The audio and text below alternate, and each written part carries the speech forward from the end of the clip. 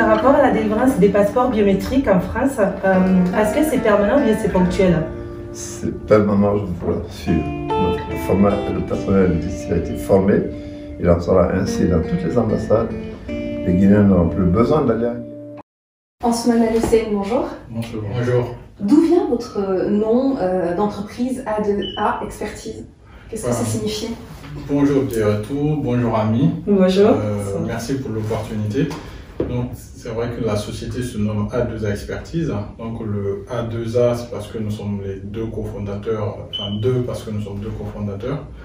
Et A parce qu'effectivement tous les deux nos prénoms commencent par A. Okay. Donc effectivement on s'est entêté, on a choisi quelque chose d'assez simple.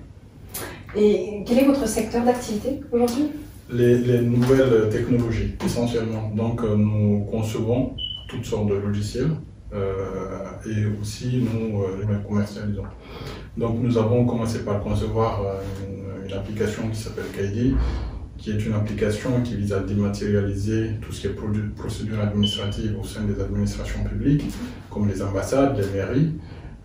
Nous avons aussi développé des solutions comme tout ce qui est gestion électronique de documents, gestion du courrier, des logiciels des solutions de vidéoconférence également, de gestion d'établissement. Donc on a toutes sortes un panel de logiciels que nous développons nous-mêmes. Aussi, parallèlement à ça, nous avons des clients que nous abordons qui ont des besoins particuliers. Donc on relève les besoins et on développe des logiciels sur mesure, donc à la demande du client. Depuis combien de temps vous vous êtes lancé? Elle est née quand cette entreprise? Officiellement, elle est née en 2018. Donc, mais sinon, M. Condé et moi, on collabore ensemble depuis, on va dire, 2011-2012 par an. Et c'est vraiment à partir de 2018 avec ce premier contrat, ce premier challenge, le contrat que nous avons avec l'ambassade de Guinée en France. Nous avons formalisé les choses, donc on a créé la structure ici en France, aussi en Guinée. Il faut savoir qu'il y a A2A Guinée et A2A France. Donc, A2A France étant la société mère et A2A Guinée est une filiale. Voilà. Et la filiale qui existe là-bas fonctionne très bien. Donc, elle sous-traite certaines tâches. Donc, c'est aussi une façon pour nous de promouvoir en fait le talent guinéen, de recruter en Guinée, de faire en sorte que d'avoir un pied en Guinée, de faire en sorte que les nouvelles technologies, que ça ne soit pas que dans les pays européens, mais aussi en Guinée, enfin dans les pays africains de manière générale. De combien d'employés disposez-vous? Actuellement, alors nous collaborons avec, en Guinée, nous avons une dizaine de collaborateurs. En tout alors, repartis sur la France et la Guinée? Non, en Guinée uniquement. Et en France, nous avons, en dehors de M. Condé et moi, nous avons 7 collaborateurs. D'accord, voilà. Très bien, très bien. Alors, comment se passe le partenariat avec l'ambassade? On a eu l'ambassade tout à l'heure, donc on a pu échanger avec M. Camara. Comment se passe aujourd'hui ce partenariat qui dure depuis 2018 donc? Oui, effectivement. Alors, ça se passe très bien. Nous avons pris contact avec l'ambassade. Nous leur avons proposé nos produits. Il faut savoir que nous avons fait nos études ici en France. Okay. Donc, nous avons eu, comme tous les étudiants guinéens, à certains moments, on a eu besoin de certains documents ici, en France, à Paris. Donc, on était obligé de se déplacer chaque fois. Quand vous avez besoin de quoi que ce soit, il faut venir sur place. Il faut compter le billet de train, il faut compter le séjour. L'idée de Kaidi est venue de là. À partir de là, donc, nous avons décidé de concevoir cette solution. Nous avons rencontré l'ambassadeur, nous lui avons expliqué notre solution, nous lui avons présenté la solution. Il se trouve qu'il était dans ce besoin-là. Il faut savoir qu'en plus de Kaidi, de A2A Expertise, l'ambassade avait déjà rencontré d'autres entreprises. Bien sûr, il y a le fait que nous soyons guinéens, cela a compté beaucoup. L'ambassadeur avait cette volonté de promouvoir le savoir-faire guinéen. Donc ça a réellement pesé dans la balance. Et c'est comme ça que nous avons commencé à collaborer ensemble. Donc votre partenariat avec l'ambassade se passe bien, de ce que j'entends. Est-ce que c'est votre principal client ou vous en avez d'autres? Oui, je ne sais pas ce que tu en penses, M. Condé. L'ambassade de Guinée en France est notre premier client. Ok. Disons notre client historique. Mais depuis, forcément, nous sommes une entreprise qui est diversifiée. Vous avez posé la question tout à l'heure de savoir quel est notre secteur d'activité. Ce qu'il faut savoir, c'est qu'on est éditeur de logiciels et concepteur de documents sécurisés. Ça veut dire que tout ce qui peut être en rapport avec les systèmes d'information, des logiciels, que ce soit des applications mobiles, des logiciels pour les administrations publiques privées, on exerce dans ce domaine-là, mais les supports que certaines administrations ou certains clients, que ce soit public ou privé là aussi, délivrent, ça peut être dans le domaine du service public, donc type carte consulaire, carte d'identité, mais aussi les documents sécurisés, les papiers en tête pour les entreprises. Donc nous travaillons pour une gamme assez large de types de clients. C'est intéressant à savoir, donc j'entends qu'il y a beaucoup de clients et que donc les affaires se passent très bien. Est-ce que votre chiffre d'affaires est public? Est-ce qu'on peut savoir à peu près comment ça se passe d'un point de vue financier? Vous vous portez bien, ce que vous dites. On ne va pas forcément vous communiquer notre chiffre d'affaires, mais aujourd'hui l'entreprise se porte bien, la dynamique est positive, mais de manière générale, par rapport à la dynamique, elle est plutôt positive. Donc cette donnée n'est pas publique? Vous pouvez la retrouver certainement en fouillant un peu, mais ce n'est pas l'objet spécialement de... Elle est sur Internet alors? En fait, toutes les entreprises publient leurs activités. Donc là, si vous voulez chercher à... Donc c'est une donnée qui est disponible? Oui, c'est une donnée qui est disponible. Alors il faut aussi nuancer un petit peu dans la mesure où A2A Expertise, effectivement, les données que vous retrouverez, les chiffres d'affaires, vous pouvez les trouver sur Internet. D'où ma volonté d'en parler directement avec vous, parce que je sais que souvent ce qui est sur Internet n'est pas totalement exact. D'où l'idée d'en reparler avec vous. Mais si vous n'êtes pas à l'aise avec, pas de souci. C'est pas tabou. En fait, c'est pas qu'on n'est pas à l'aise, c'est que c'est pas une information qu'on souhaite forcément dévoiler ici. Mais pour nous, c'est pas le cœur de l'échange d'aujourd'hui, mais effectivement, elle est publique parce qu'il y a une obligation de publier ses résultats. Donc, on publie nos résultats comme toute entreprise. Après, pour A2A France, vous le retrouvez sur, je ne sais plus le site, mais il y a un site de l'État, voilà, que l'État met en place. Vous retrouverez bien les dirigeants, le chiffre d'affaires sur les différentes années qu'on a. Ça marche. Donc, du coup, ceux que ça intéresse, n'hésitez pas à aller chercher, à faire la démarche de recherche. Ça permettra à l'occasion de découvrir plus d'informations sur A2A Expertise. Oui. Et en fait, pourquoi je demandais ça, c'est parce que du coup A2A Expertise, c'est une success story guinéenne. Ansouman et moi, on s'était parlé il y a de cela quelques années, au tout début, c'était en 2015, pour un entretien à la BBC. Donc c'était au tout début, et moi je suis heureuse aujourd'hui de voir que l'entreprise existe toujours, parce que c'est très rare finalement d'avoir des entreprises qui persistent. La plupart finissent par mourir au bout de 2 ans. Surtout quand on est une start-up. Généralement, une start-up, vous avez un produit phare. Et si le produit phare, il ne se vend pas, vous mourrez. Et nous, effectivement, ça fait partie des difficultés que nous avons eues avec A2A Expertise France.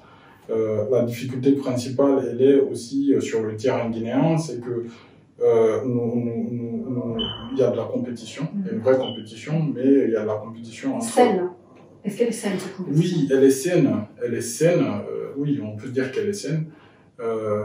Mais ce que nous souhaiterons, c'est que les entreprises guinéennes soient parfois favorisées. Nous souhaitons clairement que les entreprises guinéennes soient favorisées parce que dans les appels d'offres, surtout pour ce type de projet-là, parce que on a eu beaucoup de retours, parfois des retours négatifs sur la capacité des entreprises guinéennes à sous-traiter des projets de ce type. Ça veut dire que même nous, en tant que Guinéens, on se fait pas confiance. On se dit que non, mais ils peuvent pas, ils pourront pas. Donc on préfère aller chercher de la main d'œuvre à l'étranger. Et ça, c'est dommage. C'est dommage pour nous qui avons eu cette chance de venir en Europe, d'apprendre quand même certaines choses. On a une réelle envie d'exporter cette connaissance en Guinée, donc de recruter en Guinée, de former des Guinéens, de les faire travailler sur ces nouvelles technologies-là. C'est pour cela qu'il est important que nos gouvernements nous fassent confiance et nous donnent ce type de marché-là. D'autant plus que c'est des sujets assez sensibles finalement, c'est des données qui relèvent de la souveraineté, la plupart du temps, de la souveraineté nationale. Effectivement, nous traitons des données personnelles guinéennes. Donc c'est important que ces données-là soient traitées par des entreprises guinéennes, donc par des Guinéens. C'est dommage de voir... Et nous, il faut quand même noter que A2A Expertise, d'une certaine façon, elle est seule. C'est-à-dire qu'on n'a pas de partenaires, on a des partenaires, mais on n'a pas Vous savez, en Guinée, vous avez beaucoup d'entreprises qui viennent, c'est souvent des sociétés écrans. Donc, la vraie société, celle qui conçoit le produit qu'ils vendent, est à l'étranger. Nous, c'est pas ça du tout. Tous les produits qu'on vend, nous les concevons. C'est réellement nous qui les concevons, donc avec nos collaborateurs, bien sûr, mais on fait pas de revente, en fait. Voilà. Il n'y a pas de dropshipping électronique. Et à quel défi vous avez fait face avec votre entreprise depuis la création jusqu'à maintenant? En fait, les défis sont nombreux. La première chose, c'est que quand vous êtes une start-up, forcément, il se pose les questions financières. Donc, il faut y faire face. Et il y a la question de la confiance qui est assez importante parce que vos clients que vous abordez, le marché, comme il disait tout à l'heure, il y a énormément de concurrence sur le marché. Il faut arriver à convaincre les autres, le client. Donc ça, c'est un défi majeur. Et aussi, il y a la qualité du produit. Parce que, qu'est-ce qui compte pour le client? Il y a plusieurs facteurs, mais il y a un facteur principal, c'est la qualité du produit. Est-ce que le produit répond à mon besoin? Et ça, c'est un travail énorme qui nécessite des compétences. Quand vous êtes une start-up, pour recruter du personnel, c'est pas évident parce que les gens préfèrent partir dans les grandes boîtes qui sont plus sécurisantes. Et donc, il y a tous ces éléments-là mis bout à bout qui font qu'une entreprise qui débute, une start-up qui se lance, c'est pas toujours facile. Qu'est-ce qui fera que dans cette marque-là, que vous n'abandonnez pas, que vous vous disiez, il existe des mastodons ici, mais je vais me faire ma place. Donc ça, il est capital que vous croyez en vous, que vous croyez en ce que vous faites, que vous croyez à l'utilité de ce que vous faites. Nous, tout à l'heure, on parlait de KD, de la genèse de KD. En fait, pourquoi on est parti sur cette solution-là? Pourquoi on s'est décidé à un moment de lancer une telle solution? Parce que, comme il disait, l'entreprise a été réellement créée, l'activité, le produit a été commercialisé à partir de 2018, mais par contre, depuis 2011, on travaille dessus. Qu'est-ce qui fait qu'une entreprise, que des gens se décident pendant 7 ans de travailler sur un produit pour le sortir à un moment donné sans rien abandonner? Vous étiez convaincu à 100%? Au-delà d'être convaincu de la qualité de notre produit, c'est aussi la motivation qui est derrière. Parce que si vous avez qu'une motivation financière, 7 ans sans résultat, vous ne tenez pas. Mais il faut avoir une autre motivation qui va au-delà du financier. C'est-à-dire une motivation, un besoin de bien faire, un besoin d'utilité publique. Un Guinéen, l'ambassade de Guinée en France est à 3 juridictions, 3 pays sous sa juridiction. L'Israël, le Portugal et la France. Ces gens-là, quand ils ont besoin d'un document, ils sont obligés, avant ICADI, ils étaient obligés tous de se déplacer à Paris, venir à Paris, sans compter le billet de train, sans compter les frais de séjour, sans compter les aléas du document prêt, pas prêt. Donc, il y a tous ces coûts-là, tous ces facteurs-là qu'on a vécu parce qu'on était là en tant que Guinéen, comme n'importe quel Guinéen, et on s'est dit, il y a quelque chose à faire. En fait, les ambassades étaient une partie pilote. Mais en fait, la solution, elle a été développée, ce même système pour les mairies, pour que ça fonctionne au niveau national. Et aujourd'hui, c'est pas à nous de le dire, mais nous pensons que si l'ambassade garde ce produit-là, et vu des retours de nos concitoyens et la dynamique qui s'impose aujourd'hui dans les autres ambassades, on pense que les gens en sont contents et en sont plutôt fiers. On aura l'occasion d'en reparler. Donc ça fait, vous êtes né en 2018, quel est le bilan de ces années d'existence? Qu'est-ce que vous diriez? Donc vous portez bien financièrement, ça j'entends. Si c'était à refaire, donc malgré tous les défis qui ont été évoqués, vous le referiez? Sans doute. Sans doute? Oui, bien sûr. Avec un petit doute?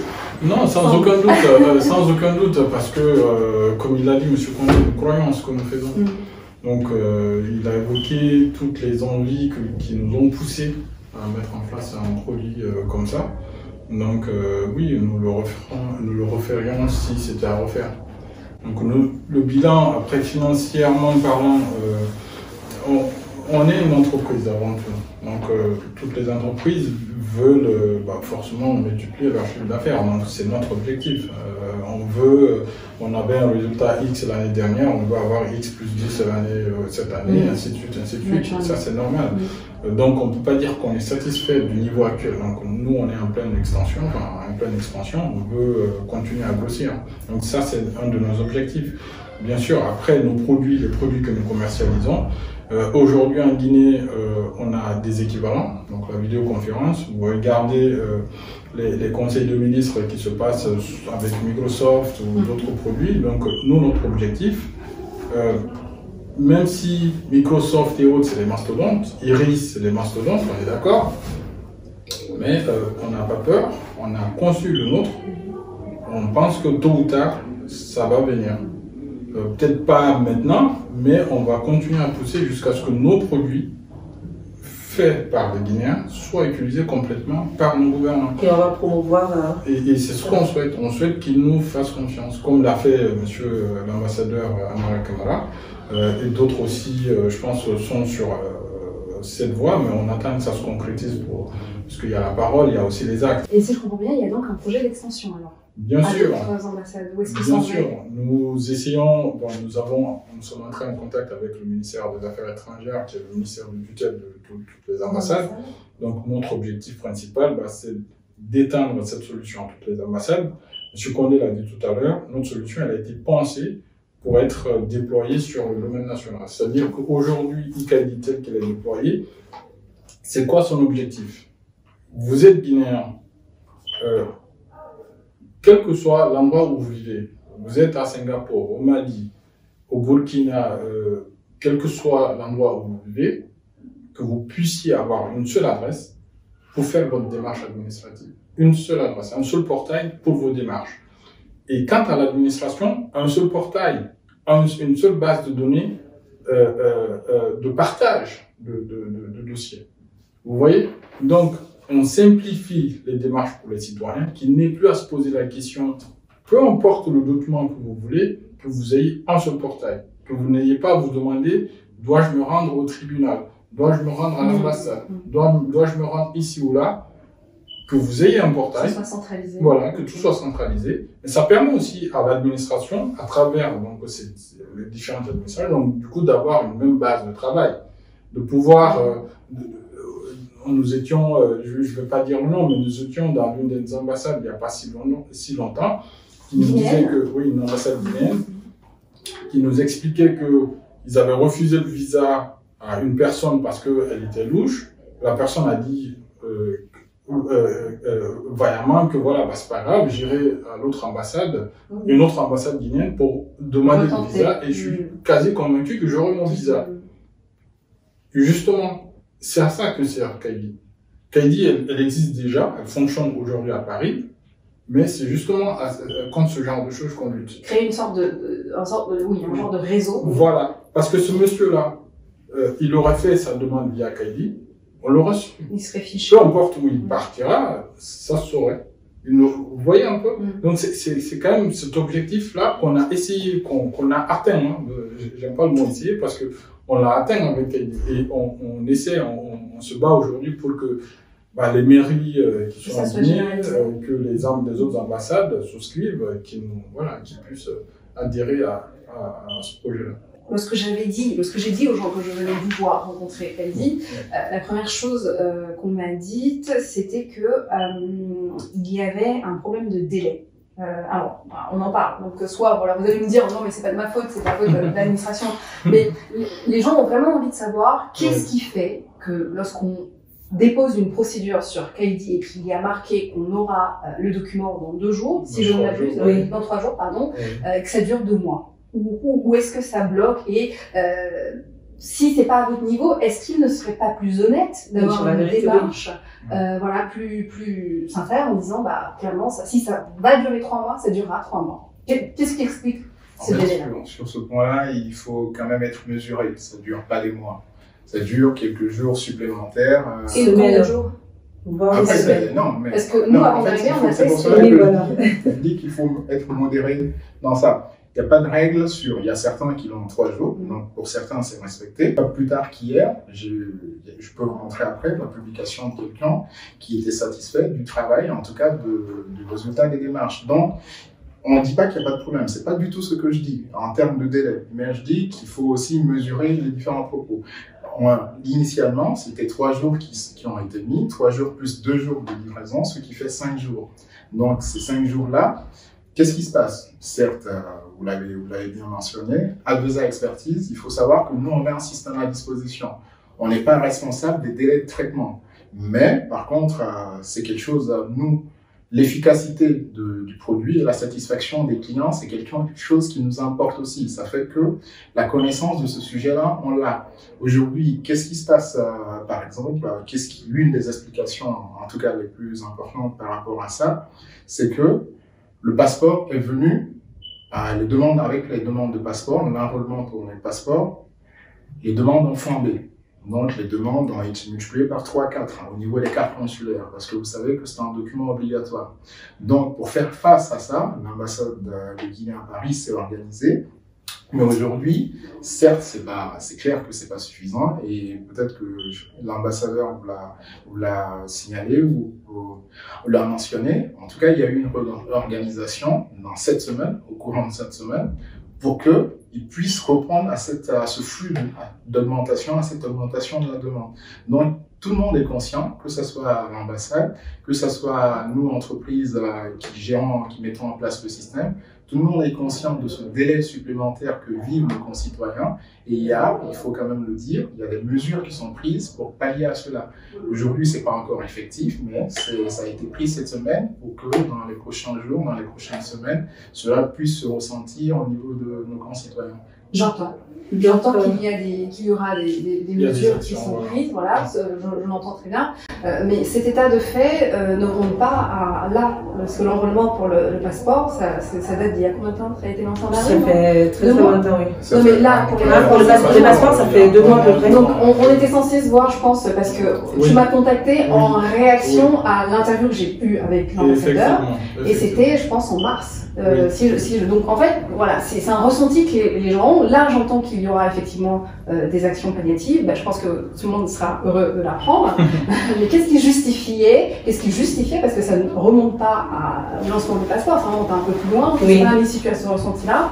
Donc voilà, qu'est-ce qui justifie ça? Est-ce que c'est au niveau de la conception même des documents ou c'est à votre niveau en fait? Voilà, c'est ça que les gens ont envie de savoir. Voilà, c'est votre niveau ou c'est au niveau de l'ambassade que ça bloque en fait? Non, il faut comprendre que l'application, elle fonctionne bien. C'est-à-dire que quand les citoyens font leur demande, elle est reçue de suite. C'est vraiment en live. Mais il vous l'a expliqué assez bien, M. Condé. Et, après, ça, on va dire, c'est une organisation maintenant interne à l'ambassade. Nous sommes dans une phase de transformation digitale, comme on dit. Et un changement profond qu'on a apporté à l'ambassade, parce que c'est une nouvelle technologie, une nouvelle façon de travailler. Et l'ambassade aussi apprend à s'adapter. Donc elle a subi ce changement, elle s'adapte, elle a formé son personnel donc à l'outil informatique. C'est un virage, c'est un virage quand même assez important. Donc c'est important que nos concitoyens soient, on va dire, indulgents face à ça. Donc l'ambassade a formé son personnel pour faire face justement, pouvoir travailler efficacement déjà avec l'outil informatique, mais aussi faire face au flux de personnes. Donc il faut savoir que avant Kaydi, il y avait des demandes certes, mais l'arrivée de Kaydi a quand même multiplié les choses parce que on a rendu la démarche facile. Plus accessible. Vous n'avez plus à vous déplacer. Du coup, ça fait qu'il y en a plus. Donc elle est plus accessible, donc ça a multiplié les demandes. Et le personnel, voilà, l'ambassade s'est organisée et c'est de l'organisation continue. Donc elle continue à s'améliorer pour satisfaire aussi nos concitoyens. Est-ce qu'il ne serait pas plus sage du coup de modifier la phrase, de modifier le message pour pas qu'il y ait de faux espoirs justement et derrière les critiques? Nous remonterons cette information à l'ambassade parce qu'il faut savoir que nous sommes concepteurs de la solution. Nous ne nous impliquons pas forcément dans leur façon de travailler. Cependant, nous avons mis en place toutes sortes d'outils, donc Kaydi c'est quand même assez bien fait pour que l'ambassade ait la main sur les messages, les délais. Ça c'est des choses qui sont configurées, que l'administration peut configurer. Il y a des choses encore, voilà, ils ont besoin de les apprendre parce que tout le monde n'est pas forcément à l'aise face à l'outil informatique. Donc voilà, ce sont des petites choses qui vont s'améliorer avec le temps. C'est pour ça qu'ils souhaitent recruter des jeunes de moins de 40 ans. J'ai bien compris. C'est du génie. Parce que voilà, effectivement, l'ambassadeur ici en France, effectivement, souhaite rajeunir un peu le personnel, l'image, et on comprend. Donc que les jeunes sont aujourd'hui, en tout cas, ils sont beaucoup plus à l'aise avec l'outil informatique que les personnes, on va dire, âgées, quoi. Et quelles sont les prochaines étapes? Dans quel sens? Pour vous, pour l'entreprise? Quels sont les futurs projets?